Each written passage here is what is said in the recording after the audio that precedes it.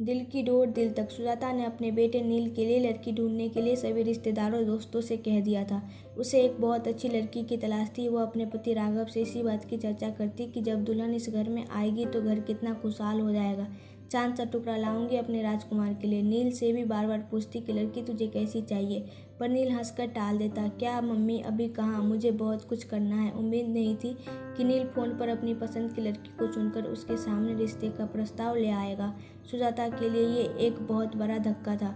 शाम को 2 कप चाय के साथ सुजाता अपने पति के पास बालकनी में बैठ गई। राघव ने पूछा, क्या हुआ सुजाता, आज चीनी डालना भूल गई क्या चाय में? अच्छा। सुजाता का ध्यान विचारों से हटकर चाय की तरफ गया। मैंने ध्यान ही नहीं दिया, अभी लाती हूँ। सुजाता चाय के लिए चीनी लेकर आई और चम्मच से कप में घुमाकर मिलाती जा रही थी। पता नहीं कैसी होगी नील की पसंद, हमसे घुलेगी मिलेगी कि नहीं। मन ही मन उधेड़ बुन लगी थी। राघव ने कहा, बड़ी चुप चुप हो, क्या बात है? नहीं ऐसा कुछ नहीं है। आज सुबह नील का फोन आया था, उसने बताया कि माँ आपको लड़की देखने की जरूरत नहीं है, मैंने लड़की पसंद कर ली है। सुजाता के पति को जब उसने नील से हुई बातचीत के बारे में बताया तो वो पूछने लगे कि अच्छा कौन है लड़की, कहाँ से है, क्या करती है? कुछ पूछा नहीं तुमने? सुजाता ने जवाब दिया, नहीं, मैंने सोचा मिलकर बात करेंगे, कल आ रहा है। अगले दिन नील की पसंद का नाश्ता और खाना बनाकर फुर्सत से जैसे ही बैठी तभी नील आ पहुंचा। आते ही मम्मा मम्मा करता हुआ गले से लिपट गया। क्या बात है, आज बड़ा खुश है? सुजाता ने बोला। इस पर वो कहने लगा कि मैंने आपको माही के बारे में कल बताया था ना, यह देखिए, यह उसकी फ़ोटो। कुछ घबराई नज़रों से फ़ोटो को देखने लगी। लड़की अच्छी थी, वैसे भी ना कहने का तो सवाल ही नहीं उठता था। नील की पसंद जो थी, पर अपने लिए अपनी तरह से रिश्तेदारों में जान पहचान की लड़की देखने की उसकी इच्छा हमेशा रही थी। राघव ने सुजाता को इस बात के लिए पहले ही समझा दिया था कि नील को ही ज़िंदगी बितानी है, नील की पसंद ही माननी चाहिए। एक तरह से सुजाता भी अपने मन को समझा चुकी थी और अपने बेटे की खुशी में खुश रहना चाहती थी। कैसी है मम्मा? नील ने उत्सुकता से पूछा। प्यारी है। कहाँ रहती है, क्या करती है? सुजाता ने जवाब देते हुए उससे कई सारे सवाल कर डाले। माँ, मेरी कंपनी के पास एक कंपनी है, उसमें जॉब करती है। उसके घर में उसके मम्मी पापा और एक छोटा भाई है। आपसे मिलवाना चाहता हूँ। नहीं बेटा, तुमने पसंद कर ली तो हमने पसंद कर ली, उसके पापा ने कहा। उसके मम्मी पापा बात कर ले, फिर इस रिश्ते को आगे बढ़ाएंगे। नील ये सुनकर बहुत खुश हुआ और माही के मम्मी पापा का नंबर तुरंत अपने मम्मी पापा को दे दिया। कुछ दिन बाद दोनों का रिश्ता पक्का कर दिया।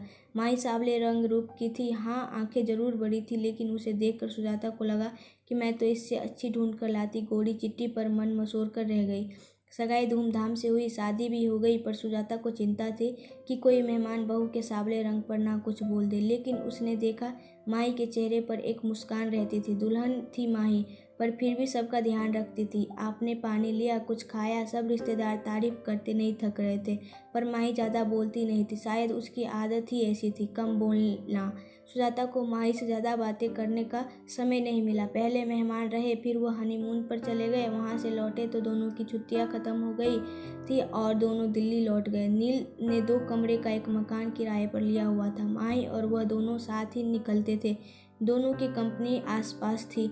फ़ोन पर थोड़ी बहुत बात हो जाती थी, क्योंकि सुजाता को हमेशा राघव से माही की ही बात करनी होती थी। वह हमेशा कहती, माही शायद हमें पसंद नहीं करती। सुजाता को शिकायत होती थी कि वो दोनों घर नहीं आते। इस पर उसके पति राघव उसे समझा देते कि उनको छुट्टी नहीं मिल रही होगी। अभी शादी पर ली तो थी कितनी सारी छुट्टी, पर सुजाता के मन में एक डर था, बिना जान पहचान शादी हुई है। माही की कम बोलने की आदत की वजह से सुजाता और माही शादी होने के बावजूद भी एक दूसरे को ज़्यादा करीब से नहीं जान पाए थे।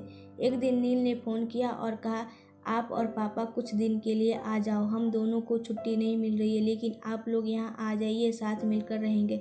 सुजाता ने बहुत आनाकानी करते हुए मना किया, नहीं अभी नहीं, फिर कभी। लेकिन नील मानने को तैयार ही नहीं था। अच्छा, तेरे पापा से पूछ कर बताऊँगी।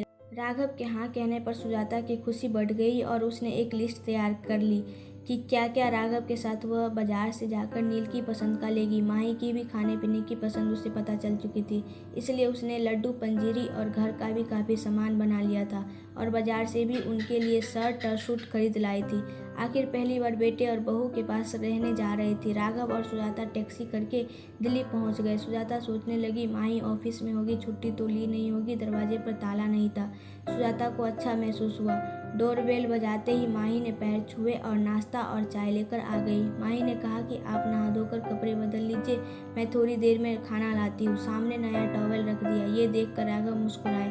थोड़ी टेढ़ी निगाह से सुजाता थोड़ी सी मुस्कुराहट के साथ नजरें नीची करके नाश्ता करने लगी। देखा बहू कितनी समझदार है। राघव के ये कहने पर सुजाता कुछ नहीं बोली।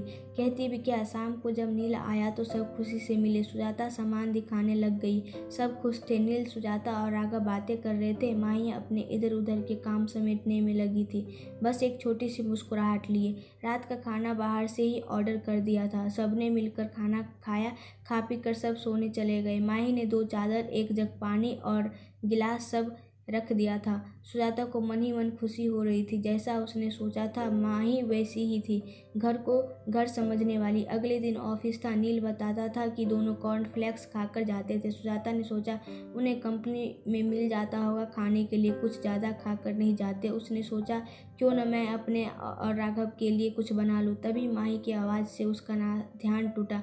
माँ, नाश्ता रेडीमेड है। ढोकला नील ने बाजार से ला दिया था। सुजाता ने देखा माही नया सूट पहनकर तैयार थी। ये वो सूट था जो सुजाता लाई थी। माही ने आगे बोला खाना बना दिया है, खा लीजिएगा। अपने दिए सूट में माही को देखकर सुजाता को खुशी महसूस हुई कि माही ने दिए का मान रखा। सुंदर लग रही हो माही, सुजाता ने धीरे से कहा और तुरंत बात पलट दी। अरे मैं बना लेती नाश्ता, माही ने कहा।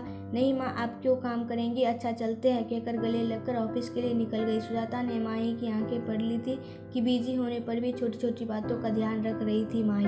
राघव सुनो, सुजाता ने अपने गालों पर हाथ रखकर कहा। मुझे माही के गले लगने का स्पर्श देर तक महसूस हो रहा है। आज बेटी होती तो ऐसे ही गले लगती। राघव ने भी अखबार पढ़ते पढ़ते भावुक दिल से हाँ कहा। लेकिन अगले दिन राघव से सुजाता कहने लगी, क्या फ़ायदा आने का, दोनों को छुट्टी भी नहीं है और टाइम भी नहीं बिता पाते हमारे साथ। राघव ने भी हाँ में हाँ मिला दी। सुजाता कहने लगी, 1-2 दिन में हम चले जाएंगे। अगले दिन माही सुबह की नाश्ता बनाने में लग गई। सुजाता ने माही से कहा, तुम तैयार हो जाओ, मैं कर लूँगी। नहीं माँ, आज शुक्रवार है, हम दोनों ने छुट्टी ली है और शनिवार इतवार की तो छुट्टी होती ही है हमारी।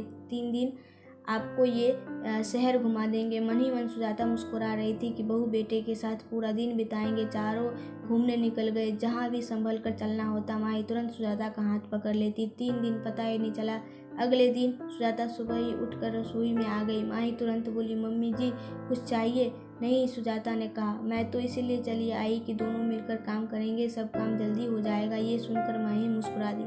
दोनों ने मिलकर नाश्ता बनाया और माही ऑफिस के लिए तैयार हो गई। नील और माही चले गए। सुजाता राघव से माही की तारीफ किए जा रही थी और राघव मुस्कुरा रहे थे। तुम वही हो ना जो माही के लिए इतना डरी बैठी थी? सुजाता धीरे से मुस्कुरा दी थी। शाम को नील और माही ऑफिस से आए। खाना खाते समय राघव ने कहा, नील हम कल जाने की सोच रहे हैं।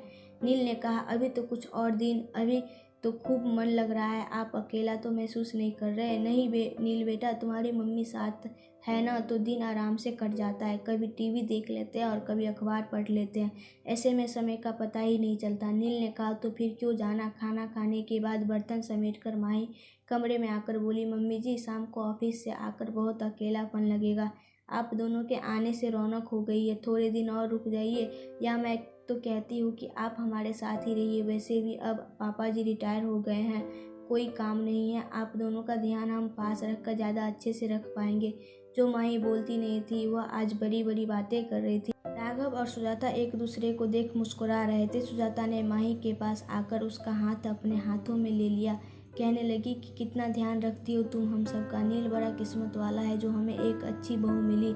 इतनी अच्छी तो मैं भी नहीं ढूंढ पाती। ये सुनकर माही सुजाता के गले लग गई। माही बोली, मम्मी जी मैं भी किस्मत वाली हूँ जो ऐसा परिवार मिला। प्यार और अपनेपन की वजह से दिल की बात दिल तक पहुँच गई थी।